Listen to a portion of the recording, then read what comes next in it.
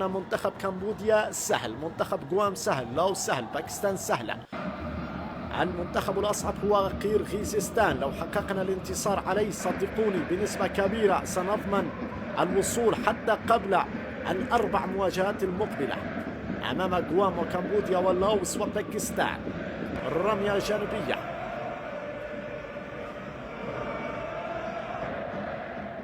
كرة لعبت، محاولة هنا لكن تسلل أو ماذا؟ في رمية الجانبية لا يوجد تسلل، لكن ربما هنالك خطأ على اللاعب بيكزات كاساكوف.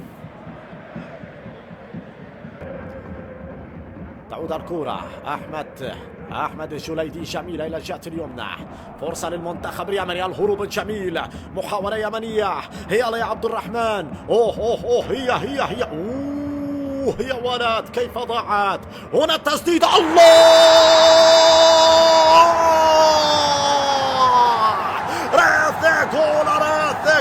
راث جولا زلزال يضرب ملعب موراس يونايتد، البراكين تثور، اليمن يشعل الأجواء، النار في شباك أصحاب الأرض قرغيزستان. يا للفرحة التي هزت كل مكان ووصلت أصداؤها إلى قرغيزستان.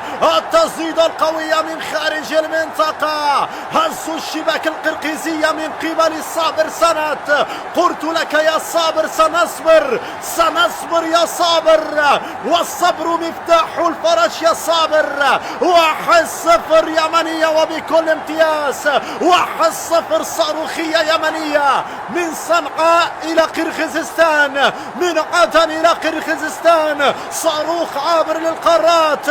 هدف أول هو ليس مجرد هدف يا سادة، إنه إعلان عن ولادة جيل جديد، جيل يحمل اسم اليمن عاليا. هذا هو اليمن الذي لا ينحني، هذا هو اليمن الذي يخرج من رحم المعاناة ليصنع الفرح والأمل، هذا هو اليمن السعيد في أبهى صوره الكروية. هدف يمني جاء ليقول نحن هنا أحفاد السبع، أحفاد بلقيس، أحفاد الملوك، لم نأتي إلى بشكيك لنكون ضيوف شرف، بل أتينا لنكتب تاريخا جديدا بمداد من العزيمة والإصرار. 1-0 يا سادة عن طريق الصابر سند، 1-0 يمنية وبكل امتياز.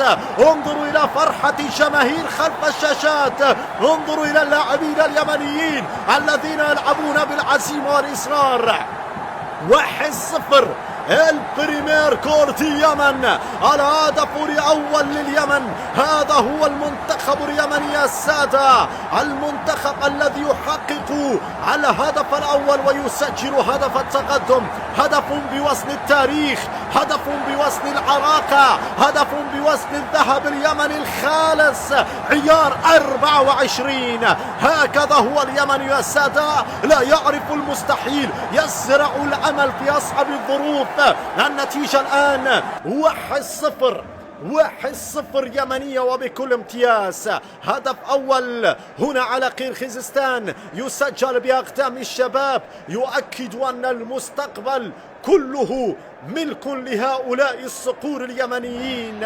أي بداية، أي افتتاحية، هدف أول على صاحب الأرض والضيافة أمام أصعب المنتخبات المتواجدة في المجموعة، صاحب الأرض والضيافة المنتخب القرغيزي. أيها الصقر اليمني حلق عاليا فخلفك صنعاء التاريخ الحي، عاصمة المجد والإباء، وعدن عروس البحر، بوابة اليمن إلى العالم، وتعز مدينة الثقافة ومهد الفن والإبداع، وإب اللواء الأخضر، جنة اليمن البهيجة، وحضرموت وادي النخيل، ومهد العلم والحضارة حيث تتنفس الأصالة، ومأرب أرض سد التاريخ ومنبع الأسطورة، والحديدة ميناء اليمن الدافئ وشريان الحياة، وكل حبة رمل في ذمار وعمران والصعدة والمحويت والجوف والضارع وشبوة